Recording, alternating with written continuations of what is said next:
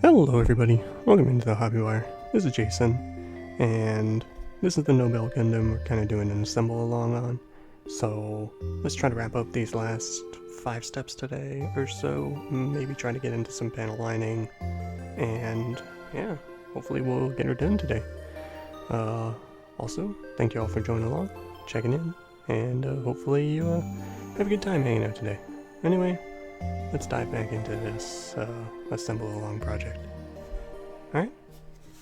Alrighty, here we are diving in, doing step 14 here. It's another times 2, so just trying to show one step of the two. If you want to watch me go through the step again, basically, there's a chapter set up for that. I think next video we'll try auto chapters, see how YouTube wants to parse up these things. Might be interesting. But anyway, yeah, decided to start off with a new piece of sandpaper here. No, it's not really super important since this is an interior piece, but just for the sake of practicing using it, because I kind of enjoyed using it on these. Not sure how well it would work on, like, Warhammer stuff or whatever, but it's been pretty fun on this Gundam plastic. But yeah, so gotta snip out 2 bits basically, connect them up, and these are side skirting armors. And yeah, super simple really. But we'll go ahead and get this process done and catch up with y'all here shortly for starting step 15.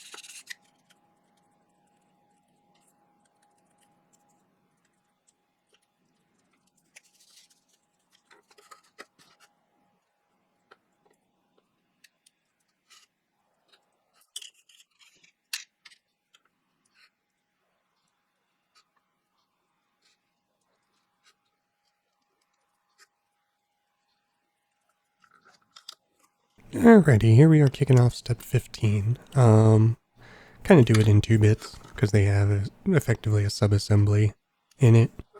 That top part of the step in the instruction book. So cutting out the effectively hip joint and then the rear, I don't know what you would call it. The part that holds the rear armor blue plating and the bow on it. But, yeah. Just gotta do this little sub-assembly, then we can get into effectively attaching up the waist. It's kind of funny how the waist is 3 different parts, but it's fine. Not much to talk about though otherwise. Just been fairly quiet. Doing a lot of building recently, because I had another kit that I was working on off video. And yeah, doing a lot of assembly, getting it out of my system, so whew boy, hopefully we'll be able to get back to painting here soon. And chill doing that. No, assembly is kind of, I'm figuring out that I kind of enjoy assembly more than the painting, though the painting is still fun. I don't know, I preferred assembly the whole time. Not sure why, but is what it is. And yeah, we'll go ahead and continue through step 15 here. The rear sub-assembly, and then getting the side skirts attached and onto the front part of the waist. So Yeah, that'll be fun. Anyway, go ahead and continue this process. And I'll catch up with y'all here in a little bit for the start of step 16.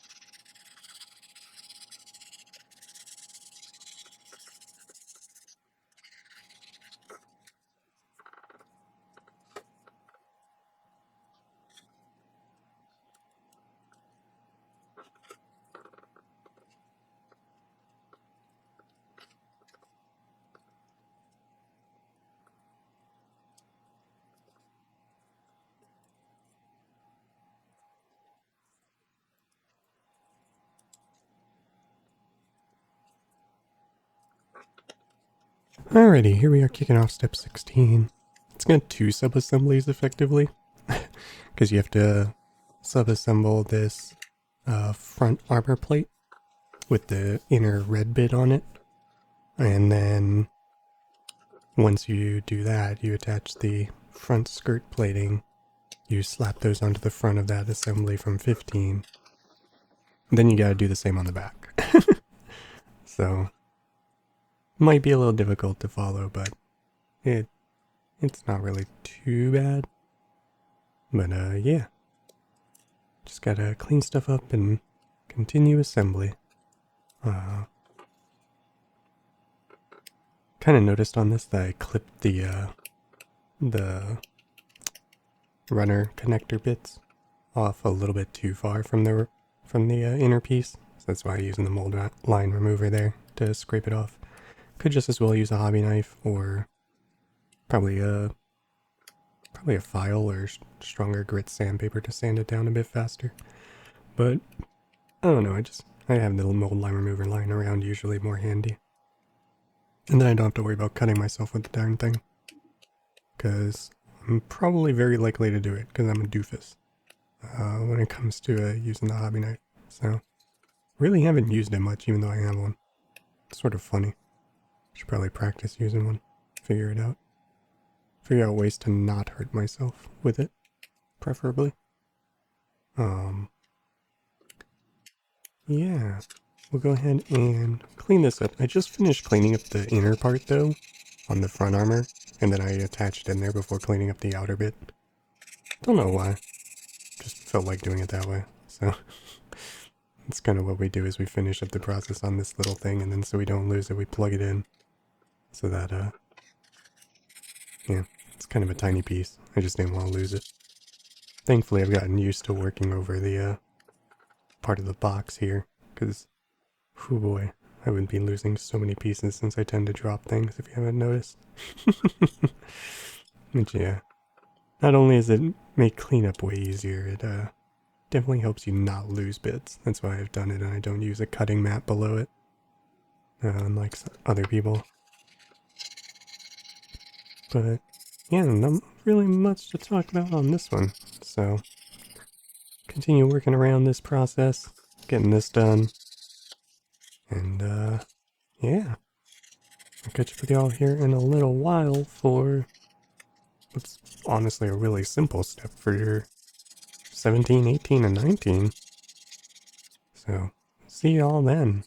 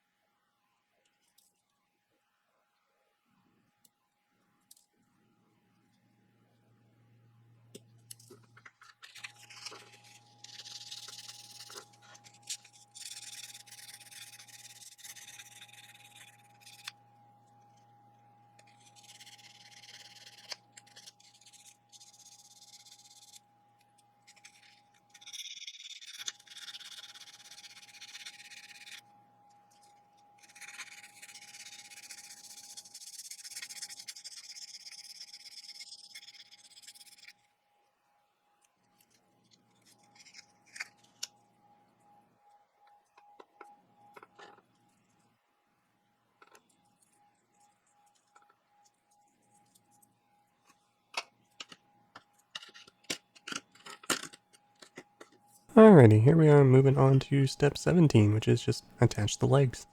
That's it. Plug the legs into those little pegs on the waist unit. And bingo bango, it's a done.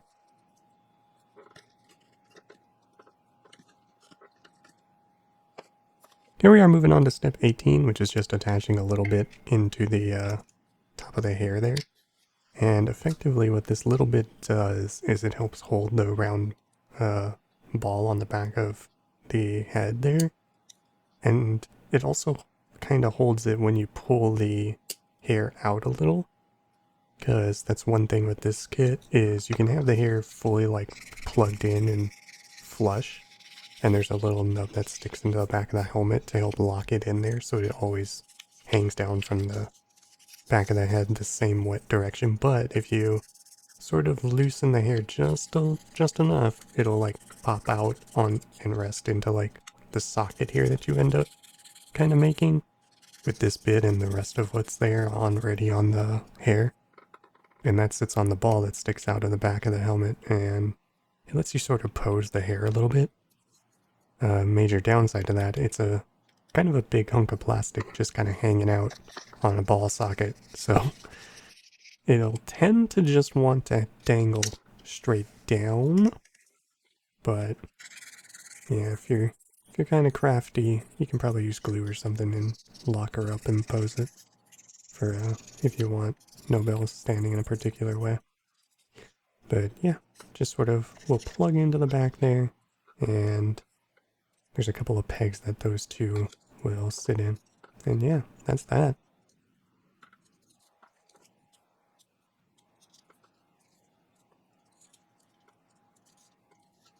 Alrighty, step 19. Basically, step 19 is finish assembly. The one thing you gotta remove for step 19 is this lower waist unit for the joint there, the middle of the body. Because effectively you put a upper red unit for the waist on the upper torso, and then onto the waist unit, this little thing slides over the peg that's sticking out of the waist unit there. The little ball on a stick, if you will. Good old ball joints.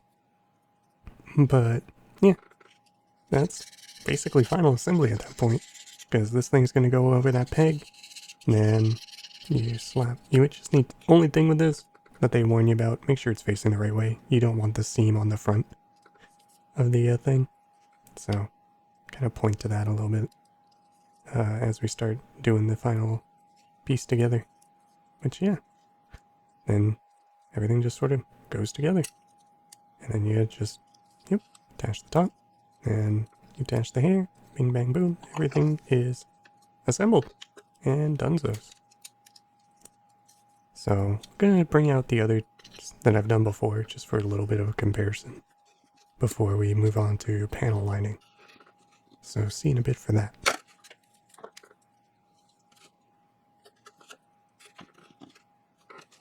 Alrighty, just quick little break. Just wanted to break out the other two ones I've previously done. These are basically my first two gunpla I've ever assembled. So it was kind of fun. I ended up using stickers on them, so that's why they look a little different. Frankly, I kind of like how everything looks on the painted one a little bit more, though the metallic for the eyes and the little dot on the chest piece are quite noticeably different. And like the shiny reflectiveness isn't there that would be on the stickers. So even like the leg piece doesn't look as reflective and metallic. We're going to move on to panel lining. And for this, I wanted to just do it simply with a black wash. So coming in with Cephalopod Studios black wash, the cuttlefish color stuff. Because, I don't know, I feel like it's a little bit thinner and runs a little better than using like Null Oil or something from Citadel. Granted, could just add some medium to that, and you would get the effect. You would effectively get a thinner wash to run into recesses better, but I feel like this stuff just does it straight away, right out of the dropper there. Started off with a size 1 liner brush. This liner brush has been through some stuff though, so it ain't really the best tip on it. And yeah, it's just not pointy enough that it's a kind of a problem.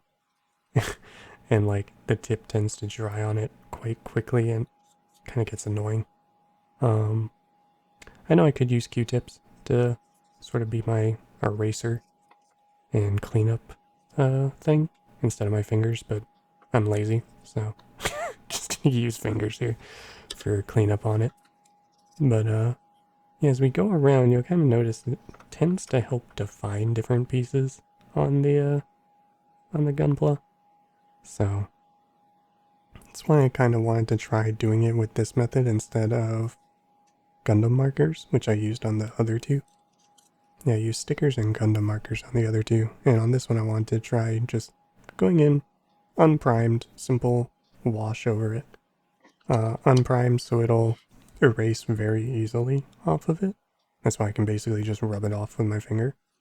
But I figure it's in the recesses, and I probably won't be handling it too much, so it should be fine on an unprimed surface. Like, it's not ideal, but in the grand scheme of things, it's fine.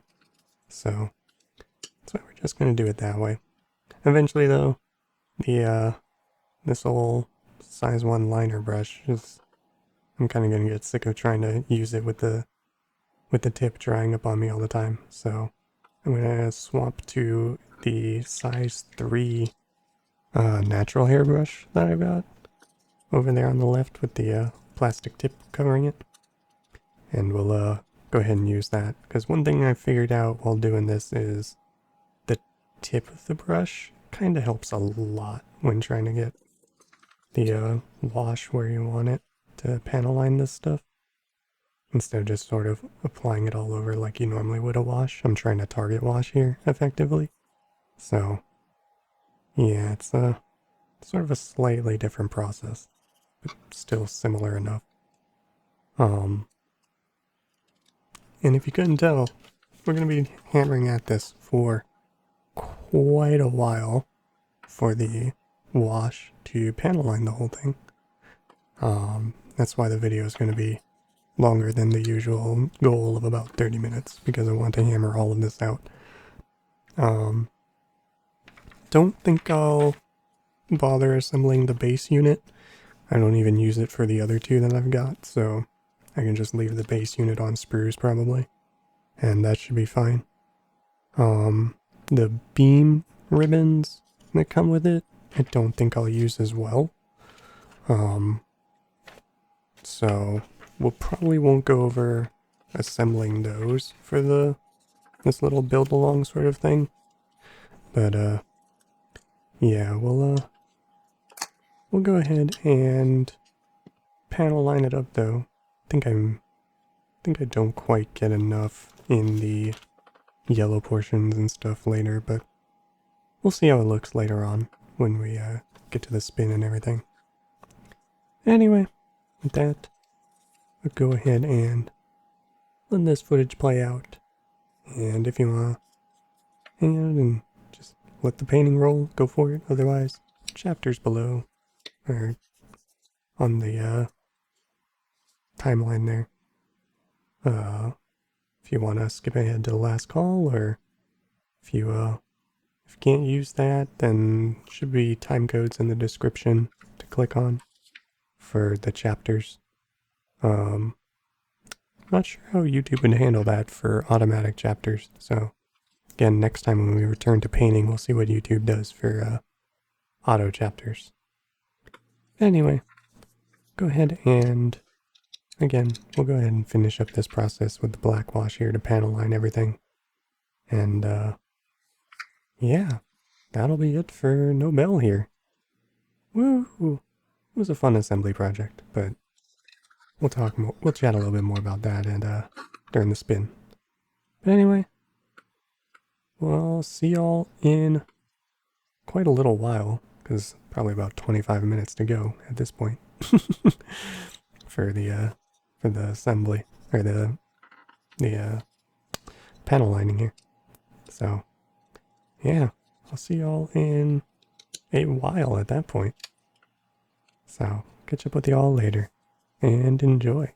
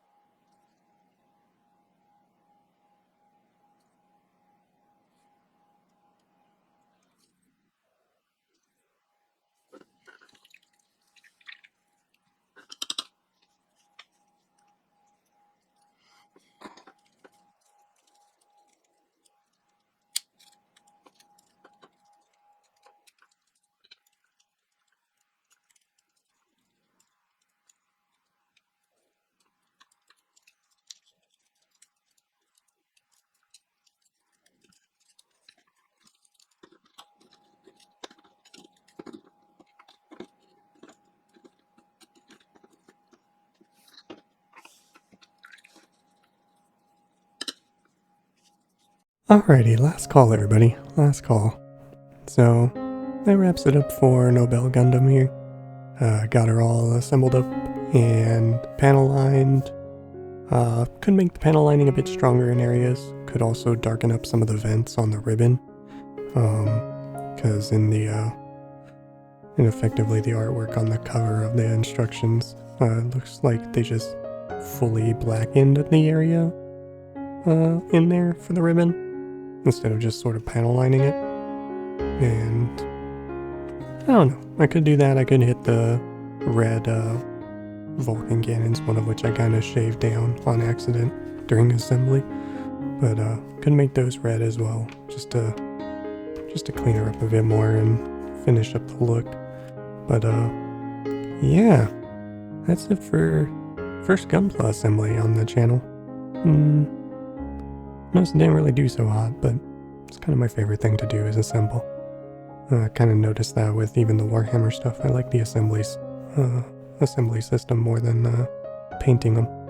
So, oh well, we'll figure it out as we go. Hope you got whatever you were working on done, and yeah, that'll be it for me. So I appreciate y'all hanging out, and again, hope you got whatever you're working on done. If not working on anything, then hope you had a good time just chilling out, hanging out. And I appreciate y'all for hanging out with me. So with that, have a good one everybody, and take care out there. I'll see you around.